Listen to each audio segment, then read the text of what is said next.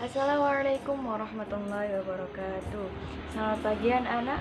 Bagaimana kabarnya hari ini? Sehat semua? Alhamdulillah. Baik, Ibu akan mengabsen siapa saja yang hari ini tidak masuk. Masuk semua ya. Sebelum kita mengawali pelajaran pada pagi hari ini, kita awali dulu dengan bacaan basmalah.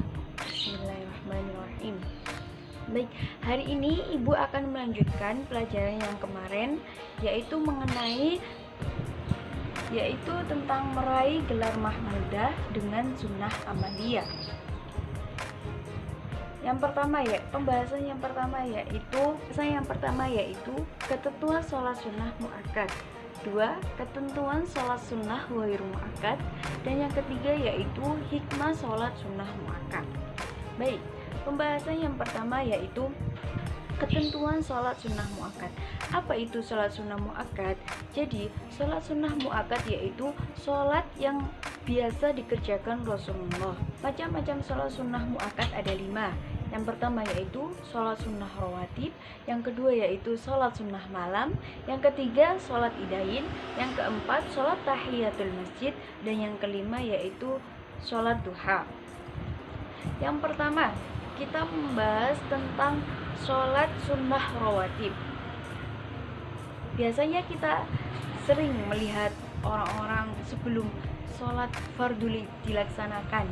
Biasanya ada yang 2 rakaat sebelum sholat fardu dan ada yang 2 rakaat sebelum sholat fardu.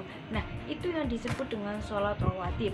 Adapun yang dikerjakan sebelum sholat fardu biasanya dinamakan dengan qobliyah atau dengan ba'diyah, yaitu meliputi 2 rakaat setelah sholat duhur, 2 rakaat sebelum sholat duhur, 2 rakaat sebelum sholat maghrib, 2 rakaat setelah sholat maghrib, 2 rakaat setelah sholat isya, dan yang terakhir yaitu 2 rakaat sebelum sholat subuh.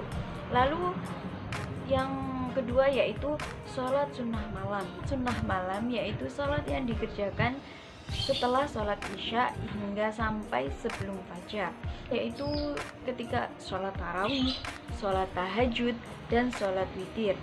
Lalu kemudian sholat idain. Nah, sholat idain ini biasa dilakukan setahun 2 kali ya, yaitu sholat idul fitri dan sholat idul adha. Lalu yang ketiga yaitu sholat tahiyatul masjid, sholat yang dikerjakan setelah kita memasuki masjid. Lalu yang terakhir yaitu sholat sunnah duha.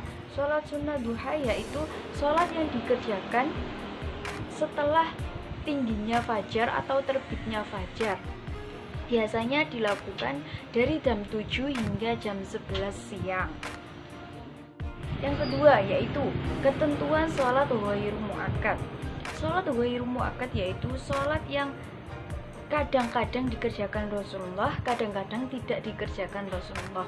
Beda dengan sholat rawatib tadi. Kalau sholat rawatib muakkad tadi, kalau sholat muakkad, sholat yang dikerjakan Rasulullah, akan tapi kalau ghairu muakkad kadang-kadang tidak dikerjakan oleh Rasulullah. Adapun macam-macamnya yaitu yang pertama 2 rakaat. Adapun macam-macamnya sholat ghairu muakkad. Yang pertama yaitu sholat sunnah rawatib ghairu muakkad yang meliputi 4 rakaat sebelum asar, 2 rakaat sebelum asar, dan 2 rakaat sebelum sholat isya. Yang kedua yaitu sholat istisqa atau sholat mohon hujan. Sholat ini biasanya dilakukan di tengah lapangan dengan berjamaah. Hal ini untuk meminta syafaat hujan ketika musim kemarau dan hujan tidak turun. Lalu yang ketiga yaitu sholat khusyuf atau kusuf atau sholat gerhana. Sholat gerhana bulan sama-sama disebut khusyuf atau kusuf. Akan tapi para ulama khusyuf untuk gerhana matahari dan kusuf untuk gerhana bulan. Lalu yang terakhir yaitu sholat istikharah. Nah, biasanya sholat istikharah ini dilakukan karena adanya dua pilihan yang diberikan oleh Allah. Nah, sholat istikharah ini kita meminta agar dipilihkan mana yang terbaik, dan biasanya ditunjukkan lewat mimpi ketika tidur. Lalu yang terakhir yaitu hikmah sholat sunnah. Hikmah sholat sunnah yang pertama yaitu sholat sunnah adalah sholat berupa anjuran hikmah dan manfaatnya untuk menutupi kekurangan-kekurangan dalam sholat fardu.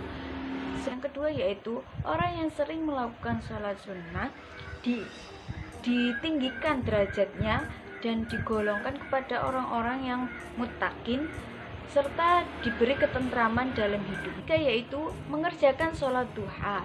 Nah, sholat duha ini kan biasa disebut dengan, biasanya orang-orang menyebutkan sholat duha nak dan rezekinya lancar gitu kan ya.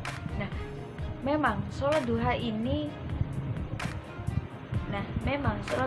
memperoleh keutamaan besar dan merupakan pengganti kebaikan yang tidak dijalankan serta mempermudah dan barokah dalam rezeki. Lalu yang kedua yaitu sholat tarawih, dapat melebur dosa-dosa telah lewat dan dapat menyemarakan malam Ramadan sebagai qiyamul lail. Yang keempat yaitu sholat dapat melebur dosa-dosa dan dapat mempererat tali ukhuwah Islamiyah, juga dapat menambah syiat dan dapat menguatkan keimanan. Yang terakhir yaitu sholat tahiyatul masjid. Nah, sholat tahiyatul masjid tadi dilakukan setelah kita memasuki masjid. Sholat tahiyatul masjid ini yaitu hikmahnya kita dapat memperoleh semarak dan memakmurkan masjid. Nah, itu tadi beberapa pembahasan yang kita bahas dalam meraih gelar mahmudah dengan amalia sunnah. Sampai di sini ada pertanyaan? Baik, kalau tidak ada, Ibu akhiri ya. Semoga pelajaran hari ini bermanfaat. Wassalamualaikum warahmatullahi wabarakatuh.